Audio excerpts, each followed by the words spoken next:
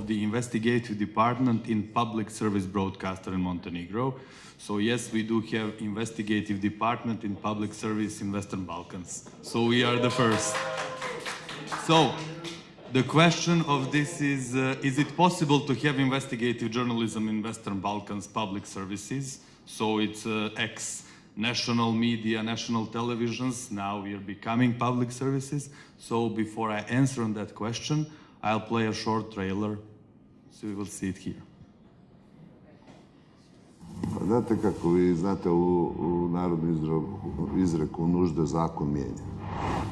Nakon 2 godine, ponovo na javnom servisu. Istraživačka emisija Mehanizam. Pa kad me jedan kum iz Australije zvao, kad je čuo na dnevnik da sam imao direktora poreske uprave, zvao me telefonom iz Australije i kaže kume, srećan posao i tako dalje. I kaže, molim, ovdje kod nas u Australiji ima jedno pravilo koje kaže, morate umrijeti i platiti porez. A to u Crnoj Gori nije tako, ili jest? To u Crnoj Gori će biti tako. Da li mislite da je u redu da neko ima dug prema državi preko 10 miliona eura, a da vozi, recimo, automobil koji košta preko 100.000 eura? Pa nije u redu. Slažem se sa vama da nije u redu.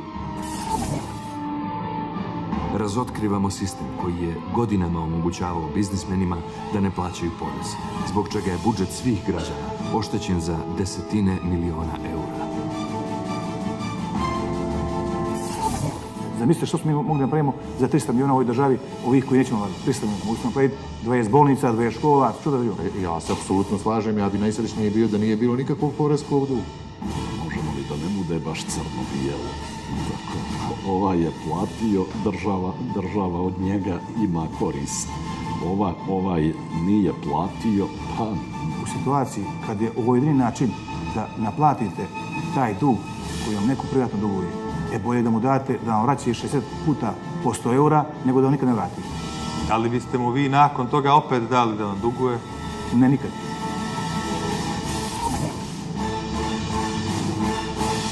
Uskoro na radio-televiziji Crne Gore.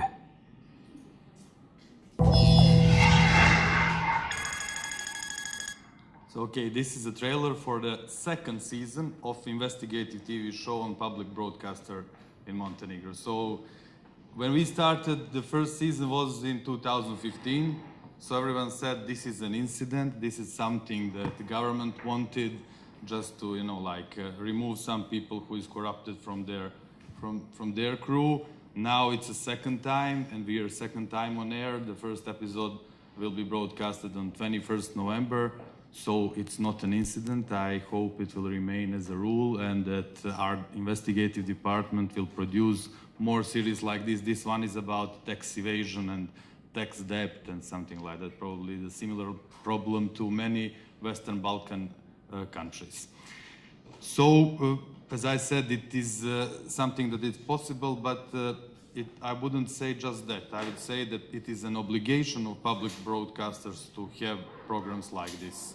Because first of all, they have money, they get money from the state budget or from the citizens, and it's their obligation to spend that money like that, because it's inevitable to claim that stories like this have public interest, that people are interested to hear and to see how their money is being spent and how it's being collected and not being collected in a right way.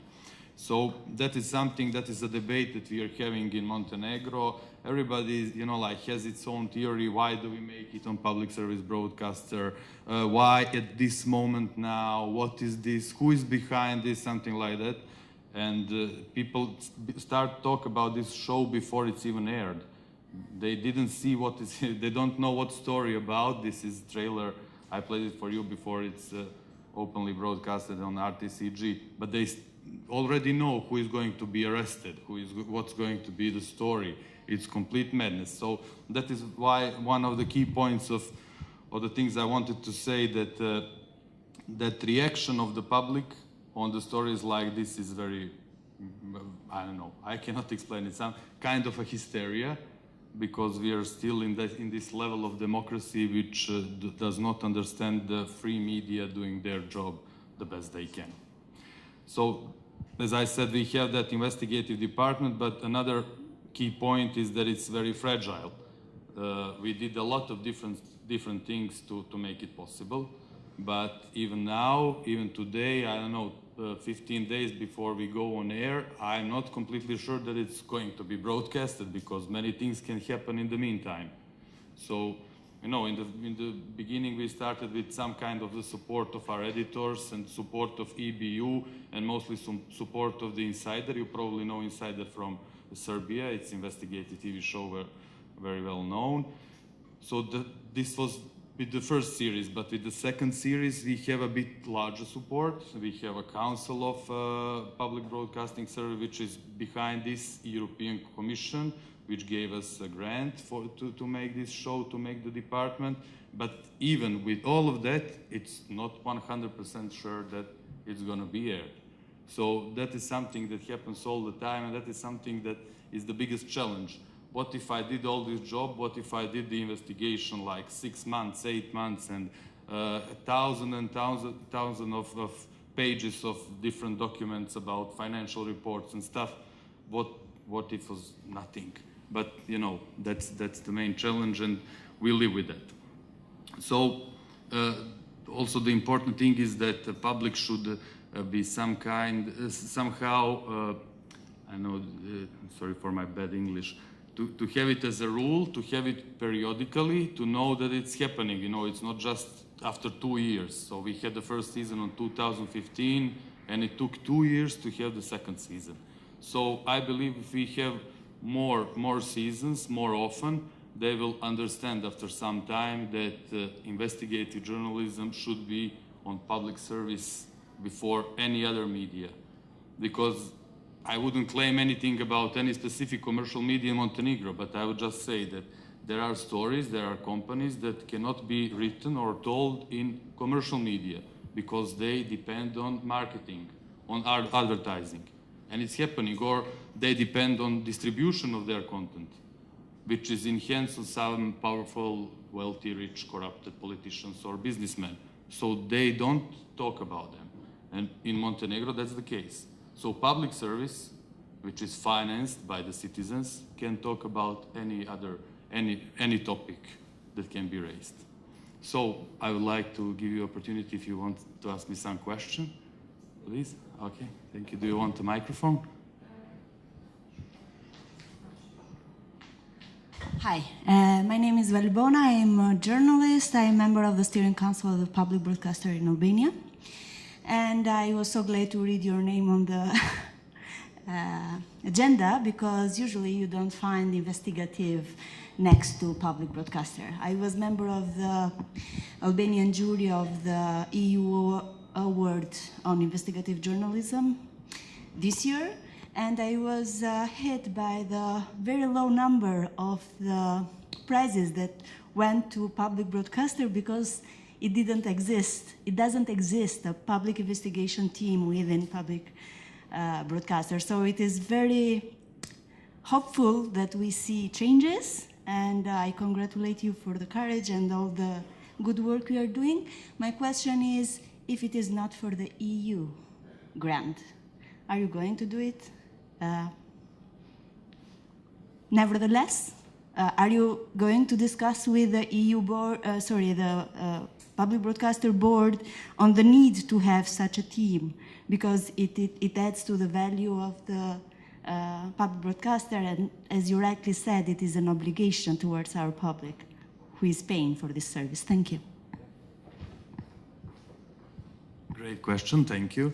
So yes, of course I would, because I would say that we started the first season without EU, without, I mentioned only EBU, European Broadcasting Union.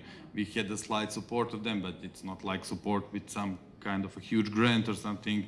They're not so influential as EU delegation and commission and stuff. So we did the first season by ourselves with help of Insider and with some kind of support of our editors. So it's very important. We did it by ourselves. Yeah, but they interrupted it after 4 episodes, which is okay, you know, it's 4 episodes.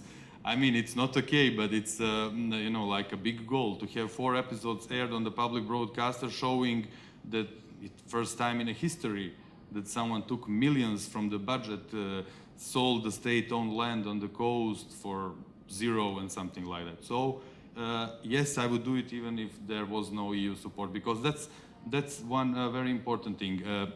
It's not the EU or some foreign, I don't know, embassy or someone who's gonna let you do something, help you. Okay, they can help you, but the main drive, the main goal and the main energy is something that it's created in yourself and within the public service, if it exists. So, another? Okay, so many questions. Such a novelty. I'm Tim Judah, I work for The Economist. There's sometimes a perception that in Montenegro and in this region in general that anti-corruption and even investigating anti-corruption is a useful way of getting credits with the EU and the outside world, and also eliminating your political enemies at the same time. So, like, if you want to investigate, if you hear that somebody in government is doing something and he's not a political enemy of the people in power, what can you do? Another great question. So the thing is that after first season raised the questions about, is this the story about someone specific who is not in a good relations with the most powerful people in the Montenegro? So, okay, it's a legit question, but it's not something that really is the core of the story that we told. So, in the beginning, we were accused that we are doing something for the government, even though we criticize all the government system, everything that government did, the ruling party did. So, all the story was about them. And now, before we are airing the second season, they are claiming that we are doing this ordered by opposition. That some opposition MPs are, gave us this story, gave us that data to make it. So I think we are on the right path. He accuses for one story that we are government, for another that we are opposition. Okay, we are doing a good job. But, we just do our job. So I have chosen to do the story about taxes, not because of these Paradise Papers. It's completely different. It's something similar, but on a local level. So when you do a story, you make a synopsis and everything, and then you just talk to the people who are responsible, people who can help you, and you don't say, I cannot mention this one, I cannot mention this one should be mentioned, or something like that. No. That's the first condition. We agreed on the beginning. If I do my job, I'll do it right. If I don't do it right, I won't do it at all. Or I will do it somewhere else. So I hope it answers your question. Another? Mm-hmm. Okay, great. Thank you. Thank you. I'm Adriatic Elmendi, former editor-in-chief of KTV, from Koa Group, national TV station in Kosovo. Also colleagues, managing editor of Coaditore, former. I now write a weekly column for Coaditore, but I also do 3 times a week prime time at TV debate and interviews show, which is one of the most influential and most watched in Kosovo, called Rubicon. And I was watching your trailer. I don't know if you were showing us the best trailer, but I was wondering because when we talk about investigative journalism, we all the time think some top secret documents that we unveil, some phony phone calls that we came across, some papers, some money, something that is trying to be hidden out there, and we investigate and find that out and make it public. There I saw people talking about an issue. The other thing is that I found a little bit contradictory about what you were saying, because you were saying we are starting now the second season. We produced this show and we are not sure yet if it's going to be allowed to be broadcasted. And in the end you concluded that actually TV Crna Gora, because I follow the media in Montenegro, is the only one when you can do such a job. So are you sure that you are going to show completely. It? And can you go deeper into investigative journalism more than what you showed us. Thank you. Okay, this is just a trailer that explains in general what's the story about, without data, without specific names. These people in the video are General Manager of Tax Administration Office, Minister of Finance, and so on. There are many different, and so very responsible people from the government who accepted to talk to us about these general things and about specific things that will be aired in the episodes that are still going to be broadcasted. But the thing is, when I said we are not 100% sure that it's going to be aired, I said that we live in a very fragile democracies, that any day we have support of the council, which is, you know, the main body in the RTCG and public service broadcaster. They decide about the program and everything, okay? They do not interfere in my journalistic job, but they decide if some show is going to be aired or not, and the general manager who is going to be a general manager. So there is a possibility that they can change the members of that council because they're not fit to the government, and they have the mechanism in the system to do it very soon. So maybe if the new council comes, they can say, okay, stop this show. We don't want this. That's why I said it's not 100% sure, but it's 90%. But this 10% can be very, very, yeah, 99.9, but that 0.01 can be very problematic at some point. And we are aware of that, and we are doing everything to, you know, like stop it and don't make it possible. Okay. So, thank you very much.